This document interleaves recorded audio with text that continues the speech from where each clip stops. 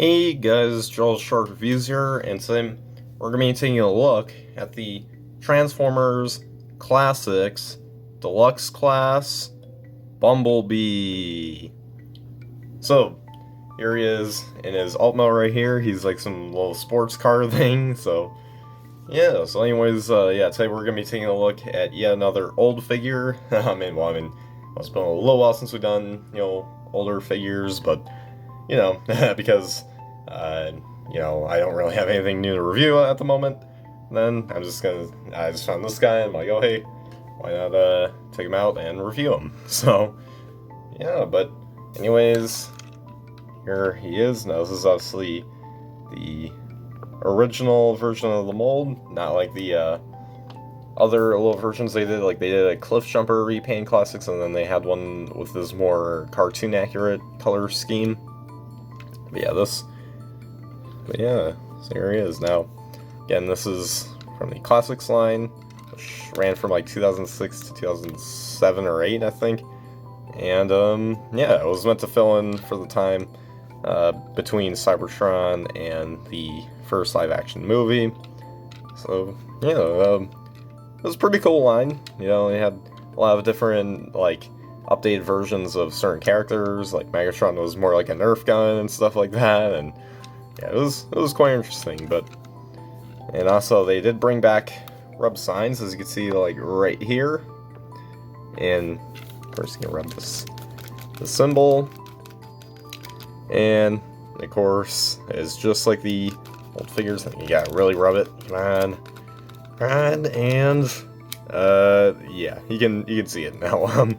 But we already know that he's an Autobot.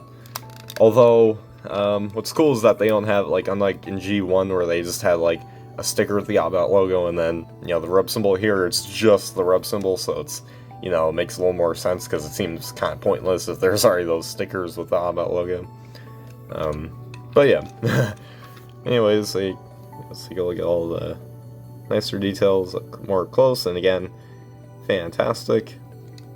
And I can see these aren't clip-on wheels like the modern-day Transformers, because sometimes they incorporate that stuff. Sometimes, not all the time. But, yeah. Really, really cool. They got some nice white striping details going on, and even they incorporated some cool seats there, so that was really nice. It's like all this interesting details that they didn't have to add in that they add in. It's like, man, Hasbro went all the way back in 2006, but, so there is, pretty cool. Now, of course, he does come with a little jet ski thing right here. Now, unfortunately, when I got him, he didn't have, his windshield thing, so yeah, that's why that's there, the little hole there. So, unfortunately, even though this is supposed to attach in the robot mode, as, a little accessory, it can't really, because it doesn't have that, so it's kind of pointless now to have this here. But anyways, this can attach in the alt mode right here, just like a little trailer thing going on. So you can go, oh wait, there we go. So you go, wee. He's just flopping around. He's like, oh, around that. I'm not even sure that's not even a character, but yeah, this jet ski here is just going. Plus, I don't even know why Bumblebee has a jet ski. Why? But yeah, so that's what that's for. Just for the alt mode. In the robot mode, it's supposed to do a little bit more, but unfortunately, again, because it doesn't have that windshield, it's kind of useless. But yeah, so there that was. So yeah, but anyways, now for a quick size comparison, just because he's nearby. There he is with Gigawatt. Just because. But yeah, so there I have it. So. Yeah, there's that. So yeah, now let's get him right down into his robot mode.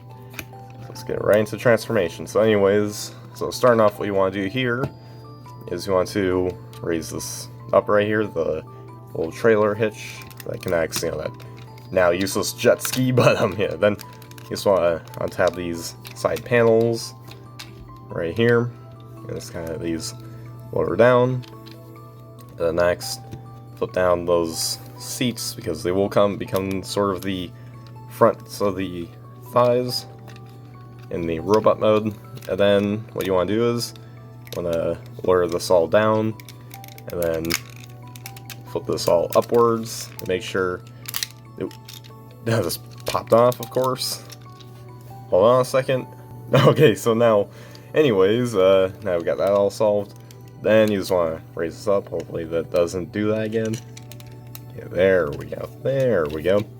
Then next, split apart the feet, and then just want to raise the camera up. And then next, what we will do is we will rotate out the arms like so, and then flip this all up, and then there's this little post right here that go into that little hole.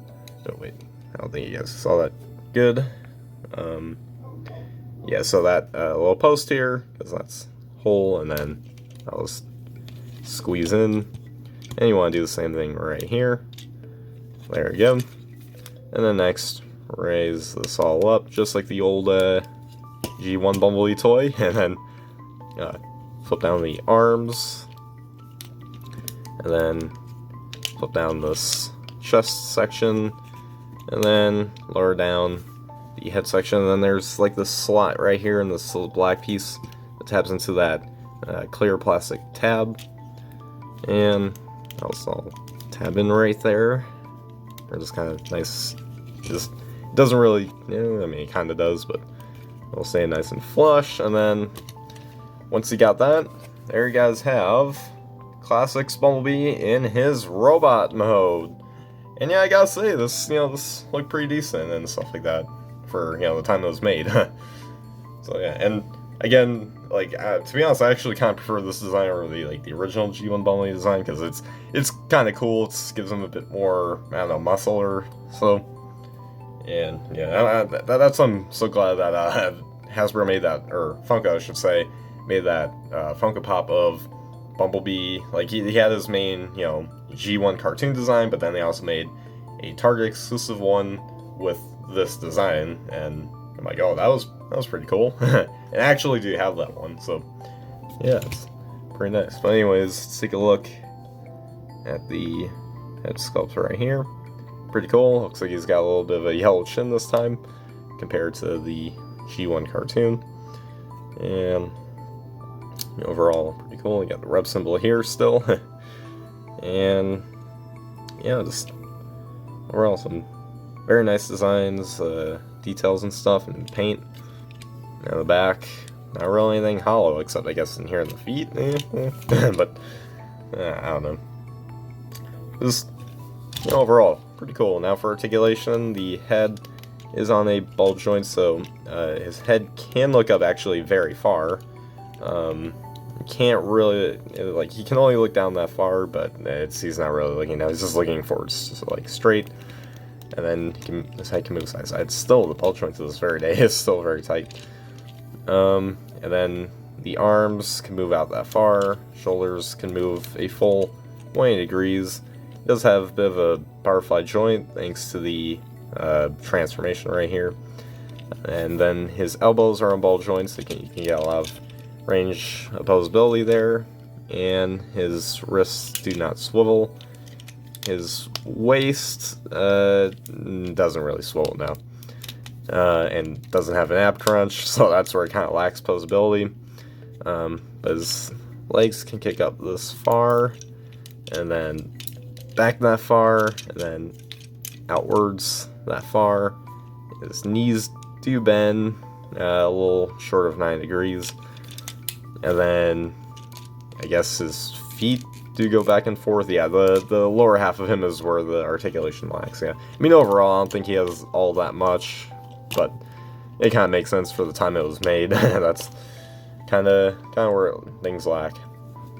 But again, I can forgive it. It's a 16-year-old toy. So, hey, I can forgive it. But, yeah, so pretty nice. Again, it still is better than like a G1 toy or something. Yeah, at least there's that. But still not quite to the levels of what we got today. So, yeah, now, of course, he does come with, this is like his only accessory, again, that jet ski thing. And because this broke off, well, first of all, this is how it's supposed to look. It's supposed to be like this. You're supposed to raise like that, and then rotate it, or no, rotate this way, and do the same thing here.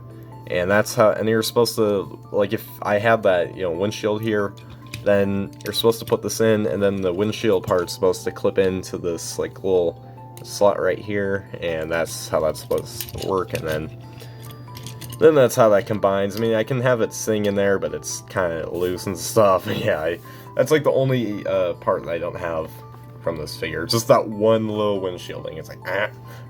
Because, again, I think about this guy at I think it was a collectible store, like, back a couple months ago. But, yeah. But, hey, I was lucky to find, pretty much the entire figure for a good price.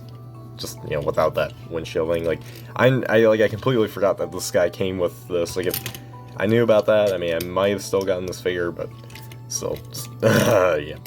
Hopefully I'll find a piece on eBay or something, but yeah, so there he is with that, the special thing. It looks kind of ridiculous, but kind of cool. I don't know. Kind of reminds me of Tracks, but not gonna lie. But yeah, so there's that. So yeah, I'm just gonna remove that for the rest of this video.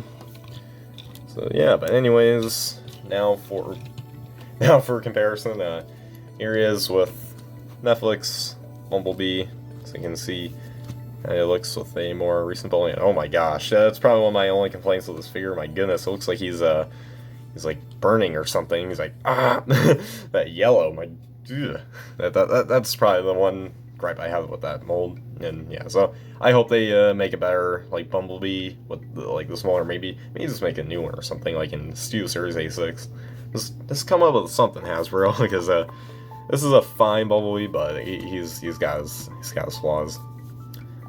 So yeah, there's you can see the deluxe size has like decreased, but at the same time I realized like the price for these have also increased like since 2006. So it's like yeah, it's kind of, so we're paying more for smaller figures. It's like, what?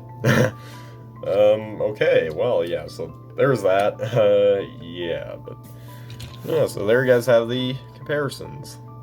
And there you guys have my review for the Transformers Classics Deluxe class Bumblebee with that little jet ski thing or whatever. But yeah, overall pretty solid figure. Again, at this point, this figure is pretty much dated, especially compared to like in the articulation wise. Like it still looks pretty good, like the design of it, but like so it's aged pretty well in terms of its design, even though Hasbro doesn't, for its figures, they try to go more for, cartoon accuracy nowadays.